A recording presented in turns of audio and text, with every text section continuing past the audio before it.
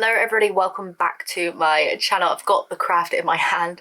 I just want to say a huge thank you to everyone who has joined so far. We're now into week 2 of the 30 days of clay. Today is day 7. So happy about that. Can you believe it? It's been a full week? I can.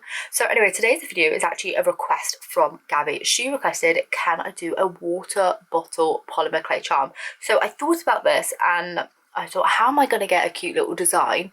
And I've come up with something. It's not exactly polymer clay, but it is very cute, and you could definitely use a polymer clay if you wanted to. But here it is. Look at this little water bottle. Oh, I absolutely love it. I think this is like one of my favorite things I've made in a little while.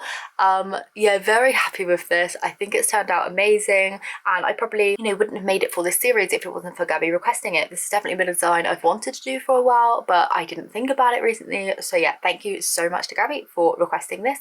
If you have a request for any DIYs, any clay tutorials you would like to see come in, then please do leave them down in the comments below. If you do enjoy this series or think you might, or are looking for some inspiration, then definitely make sure to subscribe. But without further ado, I'm just going to get started and show you how I made this little water bottle charm. Just look at it. So to make this DIY, I used UV gel clay. This is meant for sculptures and stuff on nails. I got it in a beauty store near me. I think you probably get it from Amazon and stuff. But yeah, you meant to just sculpt out with your hands and do it on your nails. I'm probably going to do that. Let me know if you want to see a tutorial on that. I know it's 30 days of clay, but this is sort of like UV gel clay. I could put it on nails, right? So I just took a small bit of that and shaped it into a water bottle shape. I put in an eye pin before curing it down. I then went in with my torch to cure it down to keep it into its shape, and then placed it underneath my UV lamp for extra UV strong rays, because my torch isn't actually that strong. So putting it under my UV lamp definitely cured it on down nice and quickly. Once it was cured, this took around about 4 minutes, I think. I then went in and painted on the details. This is just using acrylic paint. So I started with the top of the water bottle, paint it in its nice kind of like turquoisey blue. I thought that would match really nicely with the darker blue to create a water like color scheme going on. Very pleased with how it turned out. Once I had the label on as well, I then went in with a really tiny little paintbrush and wrote on the word water. I started with a T to make sure that it was evenly spaced out, so I started with that in the middle of where I wanted this kind of like front side of the water bottle to be, and then just went in with the other letters after that. Once I had the water bit label done, I then moved on to the face, just painting all the whites of the eyes, filled in those with a black acrylic once they're dried, and I added a little black meh face to it. Very happy with this choice of face, think it just matches the water bottle perfectly.